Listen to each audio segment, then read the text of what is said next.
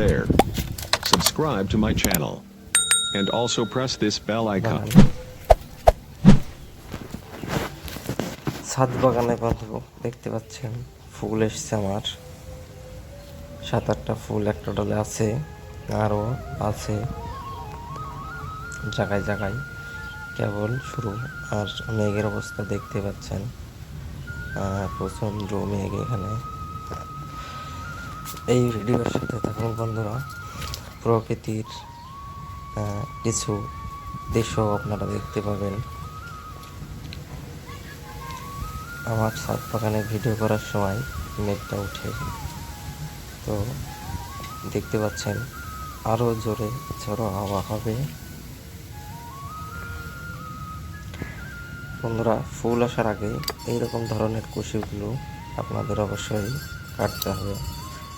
যেমন ফুল, এই কুশিগুলো যদি থাকে তাহলে কিন্তু ফুল আসবে না গাছে।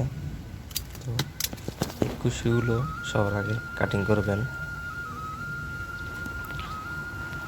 আমি ভিডিওতে যেরকম কোয়ালিটির কুশি কাটিং করেছি ঠিক সেরকম কোয়ালিটির কুশি আপনারা কাটিং করে বাদ দেবেন। দেখতে পাচ্ছেন আমার কাছে একটাও কিন্তু ছোট কুশি নাই, সম্পূর্ণ ছোট কুশি কিন্তু আমি কেটে বাদ দিয়েছি। আর বড় বড় ডালে ফুলের বদলে দেখতে পারবেন ছোট ছোট কুশি আবার হয়েছে, সেগুলোও আমি কাটিং করব। তো বন্ধুরা, অবশ্যই খোল পানি মাসে 2বার 15 দিন বাদ অবশ্যই দেবেন। দেখতে পাচ্ছেন আমার কাছে বড় বড় ডালও কিন্তু ফুলের বদলে কুশি হয়েছে, তার জন্য আমি কুশিগুলো কাটিং করছি, যেন এই কুশির জন্য কিন্তু ফুল আসবে না গাছে। কুশি যদি থাকে বন্ধুরা তাহলে কিন্তু হবে না, ফুল আসতে লেট হবে, ফুলটা কিন্তু হবে না। এর জন্য ছোট ছোট যেসব কুশি আছে সবই কেটে বাদ দেবেন। দেখতে পাচ্ছেন আকাশে অনেক মেঘ আর দমকা হাওয়ার সময়তে আসছে। তো ভিডিও করতে কিন্তু আমার ভয় ভয় লাগছিল, কারণ কখন ঝড় উঠে যাবে।